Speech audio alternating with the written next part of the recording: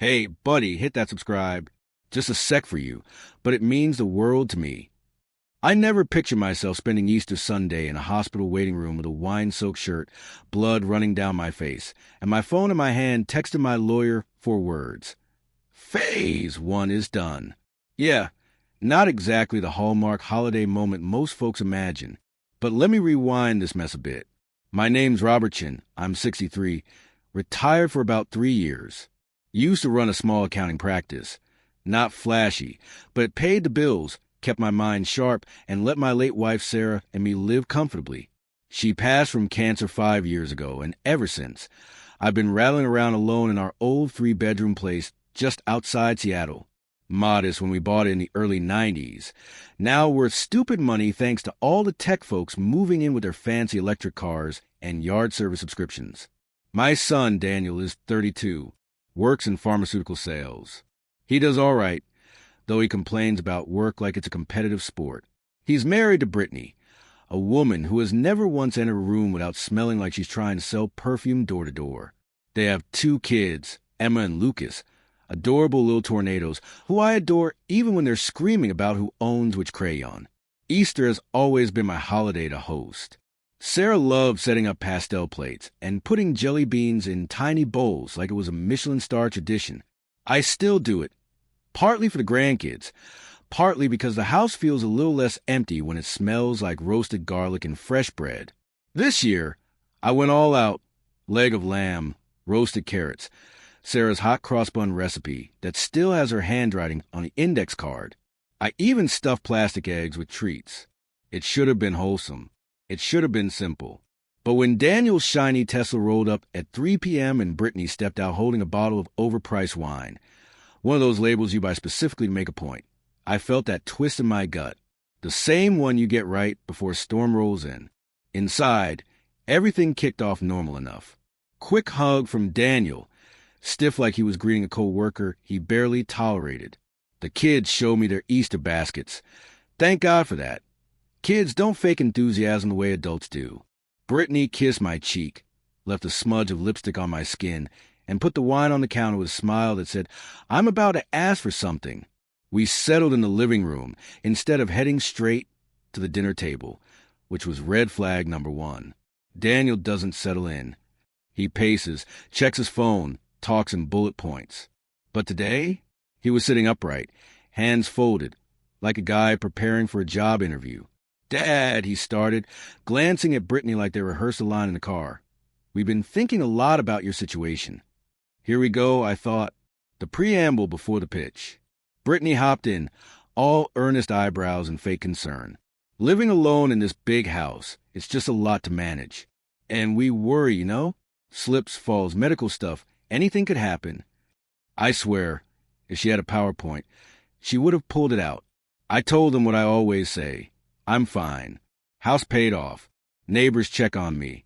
I've got routines.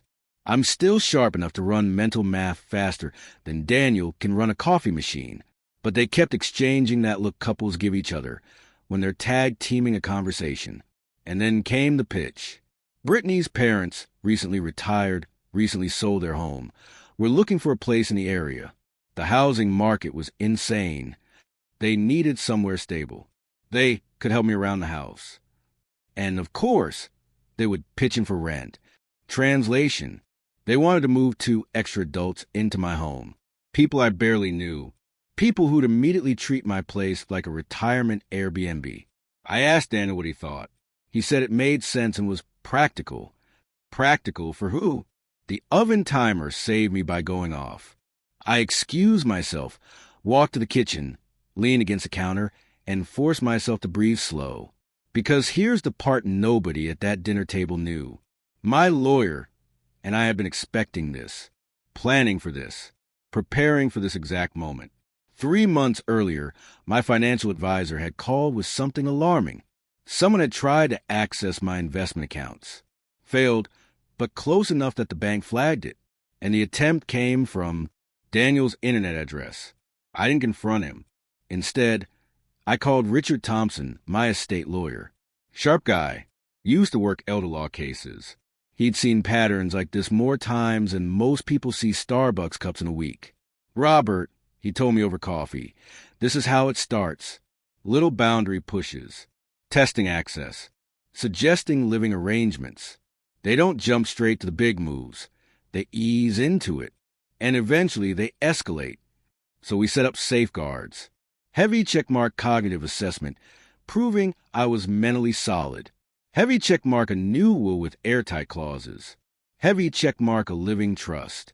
Heavy checkmark and hidden cameras installed in the living room, dining room, kitchen, and entryway. And Thompson said something that stuck with me. If they're planning something, they'll eventually show their hand. We just need to be watching when they do. Back at the dining table, everything looked perfect. Golden lamb, warm buns, happy kids. But beneath the surface, tension buzzed like an exposed wire. Because I knew this wasn't about help or family. This was about control, about access, about my home, my one safe place since Sarah died. And eventually, that pressure would crack. Just not in the way anyone expected. But that part comes later. Because right after dinner is when things really went sideways, fast, loud, and messy. I thought the awkward conversation about letting strangers move into my home was the worst part of the night. I was wrong. Because 10 minutes later, a wine glass went flying, blood hit the tablecloth, and the cameras caught everything. Dinner should have been peaceful, or at least tolerable. The lamb smelled incredible. The hot cross buns were warm, and for a moment I tricked myself into believing we could just eat like a normal family. But tension doesn't disappear. It sits there, quiet, waiting for the right second to explode. We ate in near silence. Emma and Lucas were chatting about school projects and playground drama, completely oblivious to the energy between the adults. Brittany kept sipping her wine like it was courage in a glass. Daniel tried to play peacemaker, but looked more like a man waiting for someone else to throw the first punch. And right on schedule, he leaned forward, elbows on the table, and said, "So, Dad, about my in-laws moving in. You've had a minute to think." I set my fork down, slowly, calmly, because if I didn't, I might have lost my temper, and that would only feed their narrative. "I thought about it," I said, "and the answer is still no." Brittany's smile cracked instantly, like a cheap plate dropped on a tile floor. "No," she repeated, voice pitching up. "Robert, we're offering you support. My parents could make your life easier. I'm not looking for roommates," I replied, "and I'm not looking for supervision." Her eyes sharpened. "Supervision? We're talking about family." "I've met them twice," I said, "in 15 years. There was a long, icy pause. Then Daniel chimed in, trying to soften things, but only making it worse. "Dad, be reasonable. You're not getting any younger. This house is too big for you alone. What happens when you're 70? 75? I'll handle it when I get there," I told him. "On my terms." "That's expensive," Brittany shot back. "Those retirement places will drain your savings." "It's my savings," I said. "My choice." Brittany barked out a laugh. Not a funny laugh. A "you've got to be kidding me" laugh. "Why spend money on strangers when you have us?" "You're being dramatic, Robert." "I'm setting boundaries," I said. Her face turned red. "Boundaries? What boundaries? You live in this massive house alone while we struggle. 2 empty bedrooms doing nothing. Daniel and I are drowning in bills, and you're sitting on a $2 million property like some kind of..." "Britt," Daniel warned under his breath, but she was gone, full meltdown mode. She stood so fast her chair slid back. "Do you know how selfish this looks? My parents need somewhere to live. They helped US with our house. They babysit. They're good people. And you can't let them have 2 empty rooms." The kids looked up, startled, then back down. Even they seemed to know this was spiraling. I tried to stay calm. "Because I don't want strangers living with me," I said. Period. "Give me one good reason why," she snapped. I gave the simplest truth. "Because I don't want to." That did it. Her hand shot out, fast, impulsive, grabbing her wine glass. I thought she was just picking it up to drink. But no, she flung the entire thing at me like she was pitching in the World Series. Red wine splashed across my face and shirt, dripping down my collar. The glass struck the edge of the table, shattered, and a sharp shard sliced my eyebrow. Hot blood mixed with sticky wine and ran down my cheek. Everything froze for a second. Daniel jumped up. "Brittany? Jesus." She gasped like she finally realized what she did. "I didn't he, Robert. I need to go to the hospital," I said quietly. "Dad." Daniel stepped closer. "She didn't mean." "Yes," I said. "She did." I pressed a napkin to my forehead. It came away soaked red. "Please leave. Take the kids. I'm driving myself." They hovered like they expected me to sit and talk things out, like I'd shrug off a literal assault because family. But I walked right past them, grabbed my keys, and headed the front door. Daniel followed me halfway through the hallway. "Dad, can we just—" "There's nothing to talk about," I said. "Your wife attacked me. I'm going to get medical attention. Please leave my house." He didn't follow after that. I got in my car and drove toward the hospital, one hand on the wheel, one hand holding pressure in my head. At a red light, I pulled out my phone, snapped a picture of the injury, because documentation matters, and texted my lawyer. "Phase 1 is complete." He replied almost immediately. "On my way to the hospital. Don't speak to Daniel. Save everything." At the ER, the nurse took one look at me, blood, wine, stained sure like I'd survived a murder mystery dinner, and got me triage fast. I sat down, dripping onto the tile floor, feeling more numb than hurt. A few minutes later, Thompson walked in. Calm, steady, wearing those beat-up leather shoes he always wears. He looked at my forehead, then shook his head like this was exactly the idiocy he predicted months ago. "Tell me everything," he said. So I did. Every word, every shout, every glance, every detail. He listened without interrupting, thumbs moving across his phone as he took notes. And when I finished, he asked a question he'd warned me would eventually arrive. "Robert, do you want to press charges?" I stared at him. This was the moment, the fork in the road where families either reconcile or burn the bridge forever. But I thought about the bank access attempt, about the manipulation, about the entitlement, about the cameras quietly recording everything. Then I thought about Sarah and how she always told me, "Don't let anyone bully you, not even family." So I looked Thompson dead in the eyes and said, "Yes, press charges." He nodded once. "All right, then we're doing this the right way." The police arrived within the hour. They photographed my injuries, took my shirt as evidence, took my statement. And when I asked for a restraining order against Brittany, the sergeant didn't even blink. Given the circumstances, that won't be a problem. By the time the doctor patched me up with adhesive stitches, it was nightfall. Thompson drove me home. But walking through that front door, seeing the empty house, the Easter decorations, the dried wine on the floor, something in me cracked. Not heartbreak, just clarity. Because deep down, I finally understood something I hadn't wanted to admit. That dinner wasn't the beginning. It was a reveal. They'd already begun phase 1 long before I noticed. And the cameras? They caught every second. When Thompson and I reviewed the security footage, the truth hit harder than the wine glass. What they said when they thought I couldn't hear, what they planned, and what Daniel admitted on camera changed everything. Thompson followed me inside like a detective entering a crime scene. The house was quiet. Too quiet. The kind of quiet that makes your skin crawl because it reminds you of everything that just happened. My shirt was stiff with dried wine. The blood had crusted along my eyebrow, and Easter decorations look ridiculous now, like props left behind after a disaster. "Let's pull the footage," Thompson said. We went to my office. I sat down, cracked my knuckles, and opened the security system. 4 camera angles popped up on the screen. Living room, dining room, kitchen, entryway. Every room they'd been in. Every conversation. Every expression. I started the footage from the moment they walked in, and for the first few minutes, it looked exactly how it felt. Fake, forced, polished. Brittany hugging me like she wasn't sizing up the house with her eyes.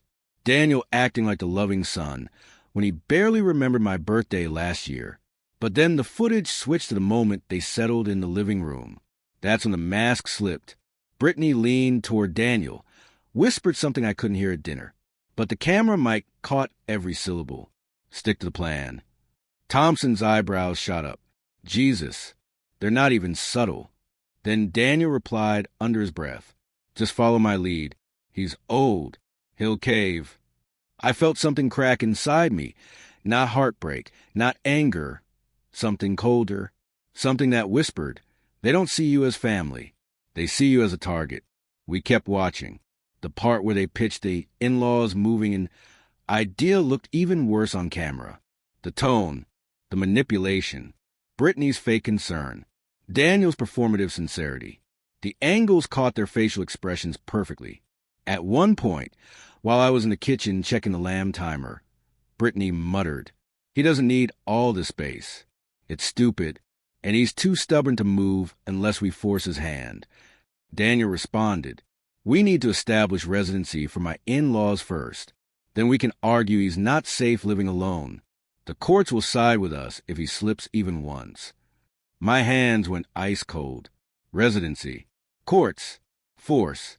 That wasn't help. That was a strategy. Thompson hit pause. Robert, this is textbook coercive control. And it's damn good we recorded this, because without it, they could have steamrolled you. Courts see this stuff all the time. I couldn't take my eyes off the screen. My own son, talking about me like I was a case file. We skipped ahead to the fight. Watching myself sit at the table, calm, collected. While they escalated was surreal. Brittany's voice got sharper with every replay. Daniel's patience thinned. And their entitlement? It was front and center. But what really made my stomach turn was something I didn't catch during the chaos.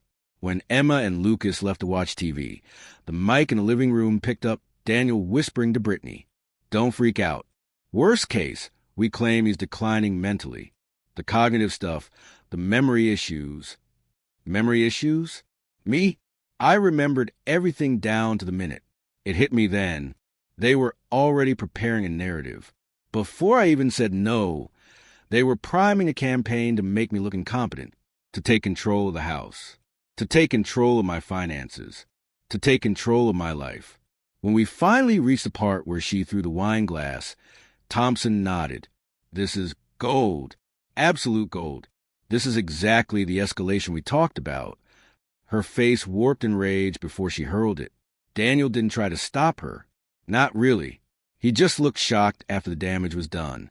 The video captured the blood dripping down my face. Captured her panic. Captured Daniel saying, Dad, don't do this. Captured every second of the assault. Then came the part one didn't realize. As I walked to get my car keys, leaving the dining room, the camera in the entryway caught Daniel speaking softly to Brittany, his voice shaking. You shouldn't have thrown it. He's going to use this against us. Against him? Not you hurt him. Not you cross a line. But you messed up our plan. I leaned back in my chair, exhausted, not physically, emotionally. My own son had been preparing for this. For months, Thompson looked at me, steepling his fingers like a professor about to deliver a lecture. Robert, you need to understand something.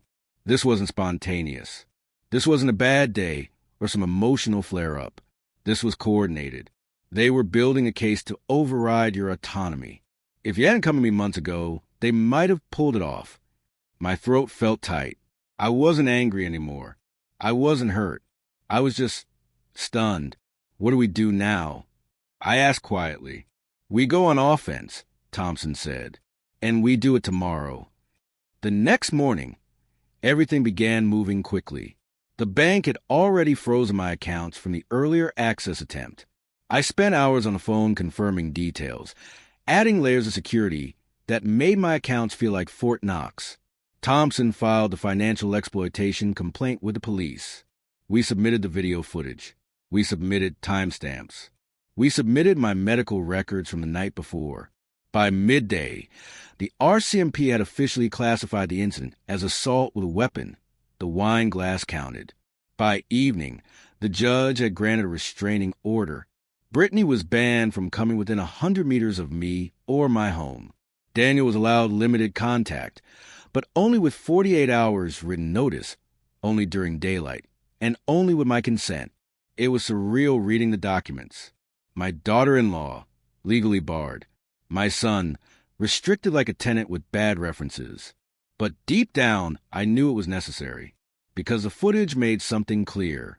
If I didn't protect myself now, they'd take everything later. By Friday, the doorbell rang. I checked the camera. Daniel, alone, no wife, no kids, just a hollowed-out version of the man I once knew. But I didn't invite him in. He stood on the porch, voice shaking. Dad, please, we need to talk. Your 48-hour notice hasn't been given, I said. Dad, I'm your son. And your wife assaulted me, Daniel. There are rules now. He swallowed hard. She was stressed. She didn't mean. She meant it, I said. And this time he didn't deny it. He just stared at me with defeated eyes, like a man who finally realized he gambled something precious and lost. But what he said next, what he admitted, that changed everything all over again. Because when Daniel finally opened his mouth, he told me the real reason they pushed so hard. And the secret, he confessed on my front porch, was worse than anything caught on camera. Daniel stood on my porch like a man who'd run out of road. Shoulders slumped, eyes swollen, jaw tight. For the first time in a long time, he didn't look like a polished pharmaceutical rep. He looked like a scared kid trying not to drown. But I didn't let him in. Legally, emotionally, morally, there was a door between us now. What do you want, Daniel? I asked. He shifted on his feet, like the concrete burned. Dad, please, just hear me out. You're violating the order by being here without notice. I'm not coming in. I'm staying on the porch. Just let me talk. I crossed my arms but stayed in the doorway. Say what you need to say. He exhaled slowly, like the truth was poison in his lungs. Brittany and I were screwed financially. I didn't say anything. I'd already assumed that much. He continued, voice cracking. I lost my job 3 months ago. That hit harder than I expected. You what? I said, I got fired, Dad. They laid off half our division. I didn't want to worry you. I thought I'd get another one fast. I blinked. 3 months ago. That was around the same time someone tried accessing my accounts. My stomach sank. Daniel looked down. I didn't tell you because I was embarrassed. I thought I'd land another gig right away. But interviews kept falling through, and we were running out of savings. And with Brittany's parents retiring, they were hoping we could all consolidate, help each other out. I nodded once, slowly. That still didn't explain everything. Not the manipulation, not the assault, not the sneaking into my finances. So you try to get into my accounts, I said flatly. He closed his eyes. I didn't try to steal anything, Dad. I swear. I needed to know if you had enough. If you were okay. I needed to see if there was room to what, Daniel? He swallowed hard. To help us. There it was. Not accidentally revealed. Not misinterpreted. Not twisted. The truth. Ugly and honest. You weren't checking on me. I said, you were checking what you could take. He winced like I slapped him. It wasn't like that. It was exactly like that. Silence settled between us. The kind that weighs a ton but nobody wants to lift. Then he said the thing that broke whatever thread of sympathy I had left. Brittany and I thought that maybe your cognitive health was slipping. I stared at him. Hard. You thought or she thought? He hesitated. Too long. Too obvious. She mentioned it after you forgot Emma's recital to... I didn't forget. I cut in. I was in a dentist appointment. And I called afterward. I know, he said weakly. But Brittany thought it was a sign. And when the kids told her you repeated a story twice. Once, I said, because Lucas asked a second time. He's 6, Daniel. He squeezed the bridge of his nose. Look, Dad, we thought maybe we needed to step in early before things got worse. That lie was so thin you could read a newspaper through it. Step in early.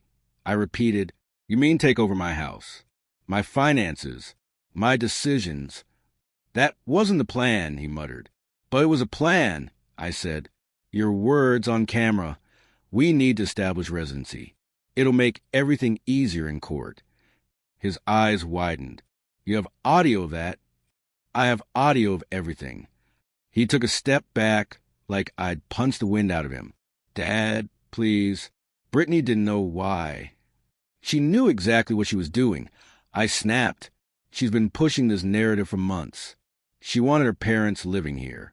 She wanted control. And she used you as a weapon.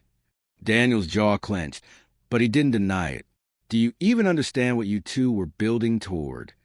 I asked, because I do. Thompson does. The courts will. Financial exploitation.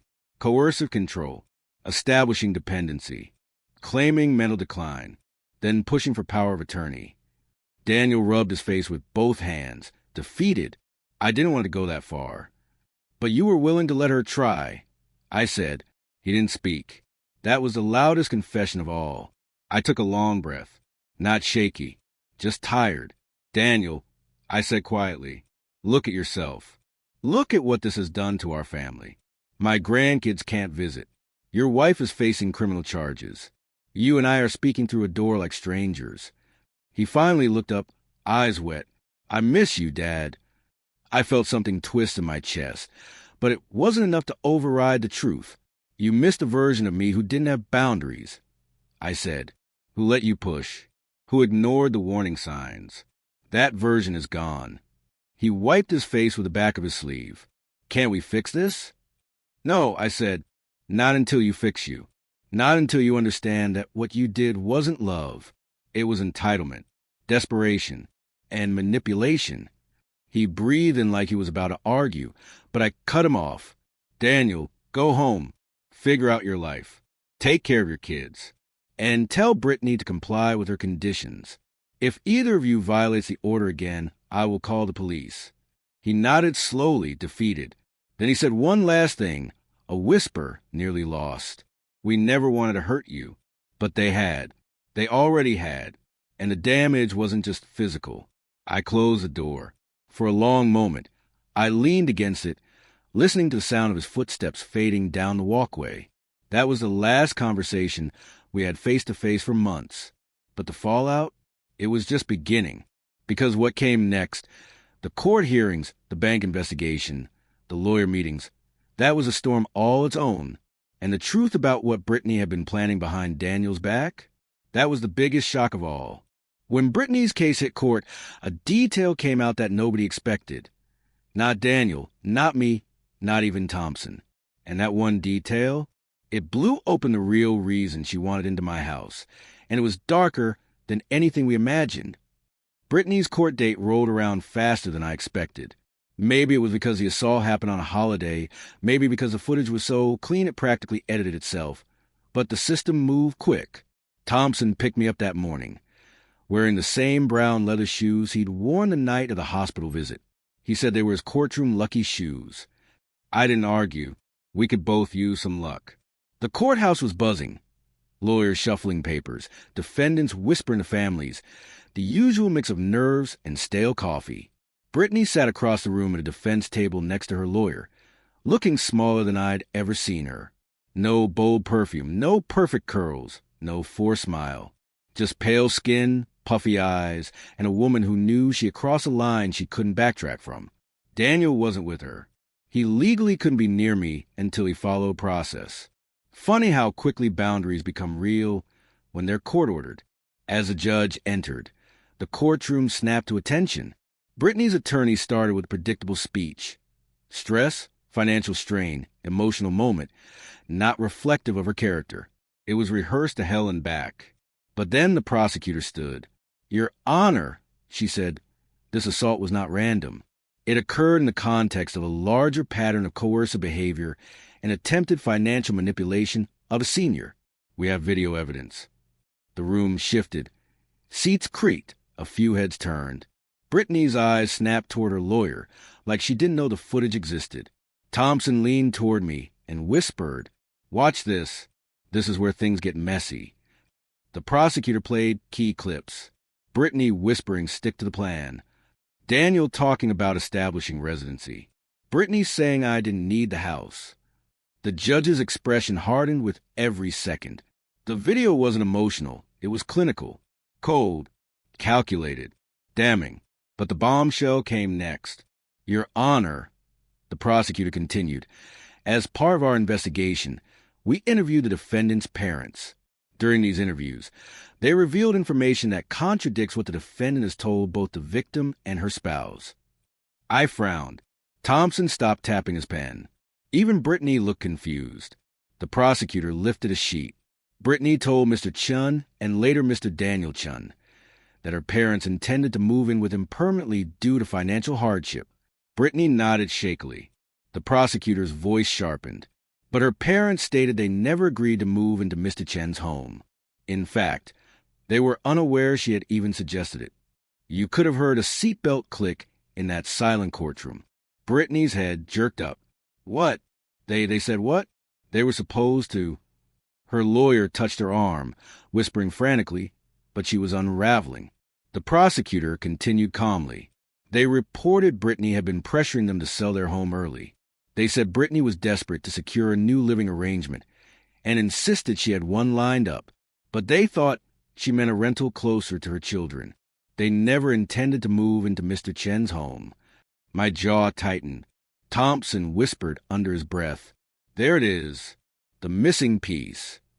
The prosecutor added, Brittany's parents also expressed concern about their daughter's financial behavior, specifically her accumulating secret debt. They were unaware she had been planning to involve Mr. Chan in resolving it. Debts, plural, secret. Thompson's eyes flicked toward me. You didn't know that, did you? No, I muttered. Daniel didn't either. But Brittany? Her face said everything. Tears, panic, a woman whose truth had just been ripped open in front of everyone. The prosecutor kept going. Your Honor, evidence suggests the assault was not a moment of emotional loss of control. It was triggered by the victim establishing a boundary that interfered with the defendant's undisclosed financial motives. Translation: she wasn't just angry. She wasn't overwhelmed. She wasn't offending her parents. She needed my house to solve her problem, her hidden debts, her collapsing finances, her spiraling situation she covered with brand-name wine and fake smiles. The judge leaned forward. Mrs. Chun, do you have any response to these statements? Brittany looked shattered. My parents were supposed to help, she stammered. They promised. Daniel was stressed, and I thought if we could just move in, it'd stop everything from falling apart. Her voice cracked into sobs. It wasn't supposed to be like this. I didn't feel satisfaction, or triumph, or revenge. I felt tired, deeply, old in a way that had nothing to do with age. The judge read the final decision. Heavy checkmark Brittany guilty of assault with a weapon. Heavy checkmark 2 years probation. Heavy checkmark mandatory anger management. Heavy checkmark permanent ban from entering my property. Heavy checkmark no unsupervised contact with me, ever. When the gavel fell, the courtroom exhaled. Brittany sobbed harder. Her lawyer rubbed his forehead. Daniel wasn't there to catch her. And I felt the weight of reality settle in. This wasn't a misunderstanding. This wasn't a family fight that got out of hand. This was a calculated attempt fueled by a secret crisis I hadn't even known existed. As Thompson and I left the courthouse, he said quietly, Robert, this wasn't just about money. This was survival for her. People hide desperation behind pretty packaging, and desperate people make dangerous decisions. I stared at the courthouse steps. Does Daniel know? Thompson shook his head. He will. And when he finds out, you need to be prepared. For what? For the fallout. The kind that comes when marriage cracks open and someone realizes they built their life on a lie. But I didn't have to wait long, because 3 days later, there was a knock on my door. When I checked the camera feed, my stomach dropped. It wasn't Daniel. It wasn't Brittany. It was Brittany's mother. And what she came to tell me would flip the entire story on its head. Brittany's mother wasn't there to apologize. She came to confess something Brittany hid from everyone. And when she told me the truth, Everything about that Easter dinner suddenly made sense. When the doorbell rang that afternoon, I wasn't expecting anyone. Thompson had already left for the day. The house was finally quiet, and I was halfway through reheating leftover lamb when my phone buzzed with the camera alert. I glanced at the screen and froze. Standing on my porch wasn't Daniel, wasn't Brittany. It was Brittany's mother, Linda, the woman I'd only met twice. The woman Brittany claimed was ready to move into my home. The woman who had been unknowingly dragged into this whole disaster. She looked anxious, wringing her hands, eyes red, like she hadn't slept in days. I opened the door only a few inches. "Linda?" She exhaled like she'd been holding her breath the entire car ride. "Robert, could I please talk to you? Just for a moment." Her voice was soft, cracked at the edges, not demanding, not defensive, not manipulative, just human. I stepped outside, pulling the door shut behind me. "I can't let you inside," I said gently. "Court order." "I understand," she whispered. I need to tell you something before things get worse." My stomach tensed. "Worse." She nodded, eyes welling. "Robert, I'm so sorry. So incredibly sorry. You didn't deserve any of this." It wasn't a rehearsed apology. It wasn't for show. It was the apology of a mother who had just discovered the truth about her child and didn't know how to carry the weight of it. I waited. She took a breath. "Brittany lied to us, too." I stayed silent. "Let her speak. She told Daniel you invited us, that you insisted we move in, that you said you were lonely and that you needed company." I blinked. "What?" "She said you were thrilled about the idea," Linda continued, her voice trembling. "She told us she had your blessing, that you want to help around the home in exchange for letting us stay while we got settled." It was like the floor dropped out from under me. Brittany had been playing both sides, manipulating both families, twisting two narratives into one giant lie. "And that's not the worst part," Linda whispered, looking down at her hands. My pulse quickened. There was more. She looked up at me again, eyes raw. "Robert, she told Daniel that we were going bankrupt, that we'd lost our retirement funds, that we had nowhere to go." I stared at her. "We're not bankrupt," Linda said. "We're fine. We're comfortable. We never asked her for help. We never needed a place to stay. She used us as leverage." A slow chill traced down my spine. "But why lie about all that?" Linda's eyes filled with tears again. Because she was trying to cover up something she didn't want Daniel to know. Something she didn't want anyone to know. She swallowed hard. "Brittany has the spending problem. A serious one. For years she hid it. Credit cards, lines of credit, personal loans. Tens of thousands of dollars. She maxed out everything she could without Daniel noticing." My chest tightened. "She told us she had it handled. She said Daniel made good money. She said she'd pay it off with her bonus. Then her bonus didn't come. Then she said she'd use tax returns. Then that didn't come. Eventually, she told us she had a new plan." A sick feeling settled in my stomach. "What plan?" I asked. Linda took a breath she didn't want to take. She said the fastest way to fix everything was to consolidate the families. Move into your house. Cut expenses. Get you comfortable enough to sign over some financial responsibilities. She said she could take care of the details. I felt heat rise in my neck. "She told us," Linda continued, "that your home would be the safety net for all of us." But we didn't know what she meant. We thought she was exaggerating. My hands curled into fists. "And when you said no," Linda whispered. She panicked. "That's when she snapped at dinner. She wasn't angry at you." She paused. She was terrified. Terrified, not of me, not of the situation, but of being exposed. I leaned against the porch railing, trying to swallow the shock. "Does Daniel know?" I asked quietly. Linda shook her head. "No, not yet. She planned on telling him after she got everything settled, after she secured the living arrangement." I rubbed my forehead. "So she used you," I said, "and she used me." And Linda whispered, She used Daniel too. For a moment, neither of us spoke, just the sound of wind moving through the trees. Then Linda stepped closer, her voice soft. I know this isn't my place, Robert, but please don't blame Daniel for all of this. He shouldn't have gone along with her, and he shouldn't have pressured you, but he didn't know about the debt. He didn't know she lied. He thought you were slipping because she told him you were. I exhaled slowly. And Robert, she added gently, she lied about one more thing. I looked up.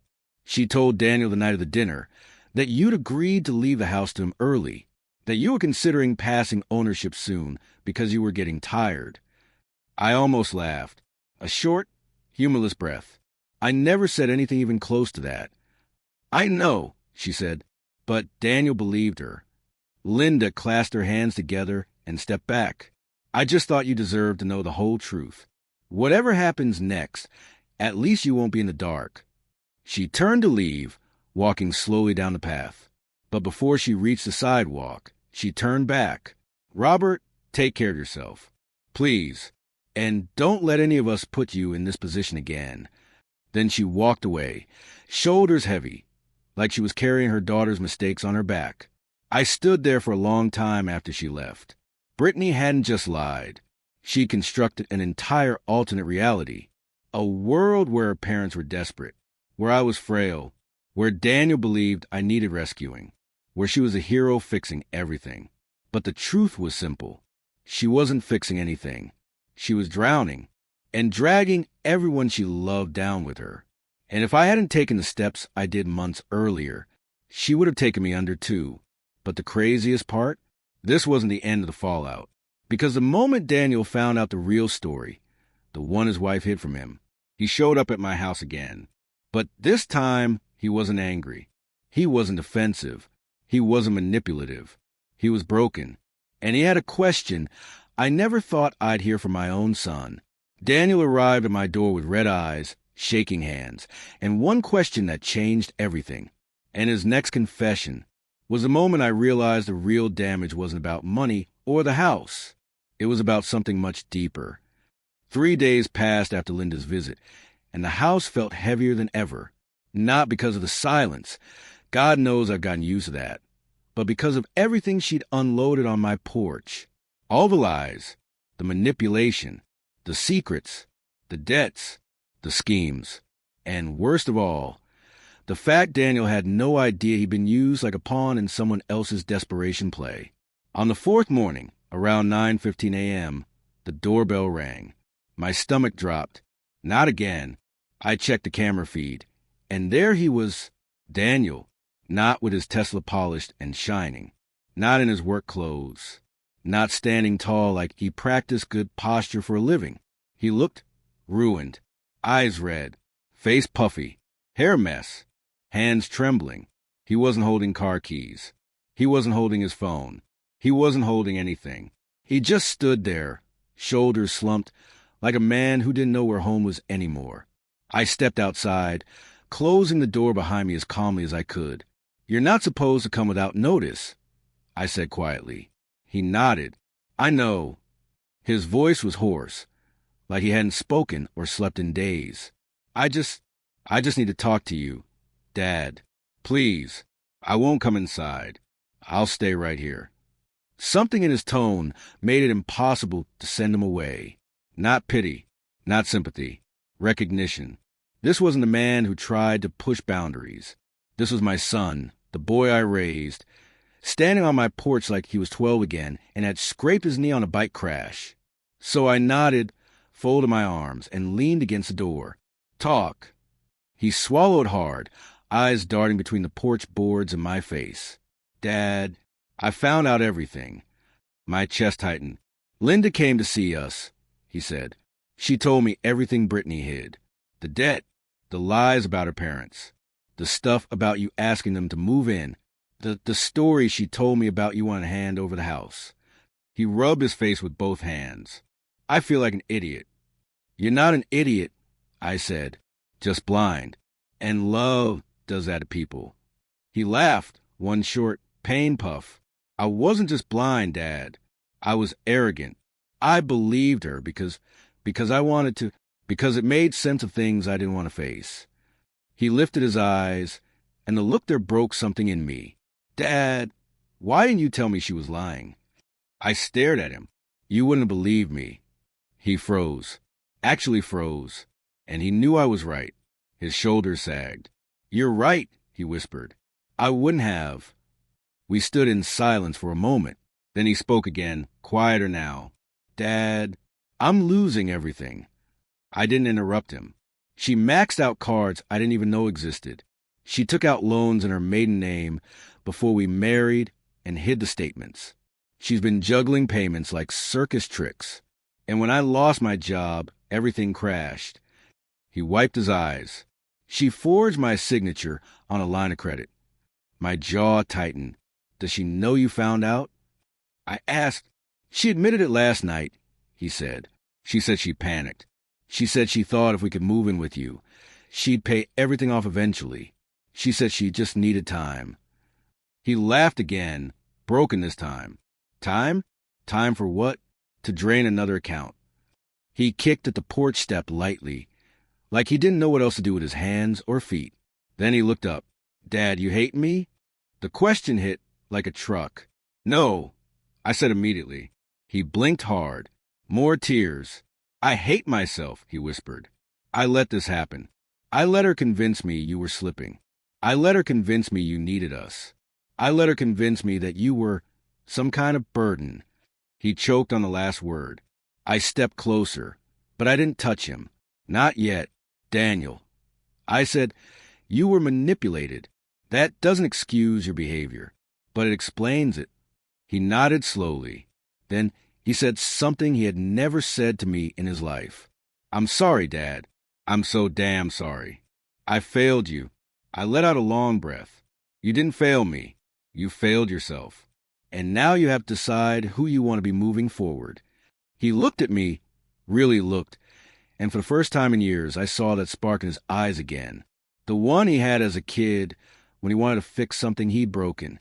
Then he said the question I wasn't prepared for. Dad, can you help me? Not financially. Not with the house. Not with anything material. His voice cracked. I don't mean money. I don't want a dime. I want guidance. I want to fix myself. Fix my life. Fix the way I see things.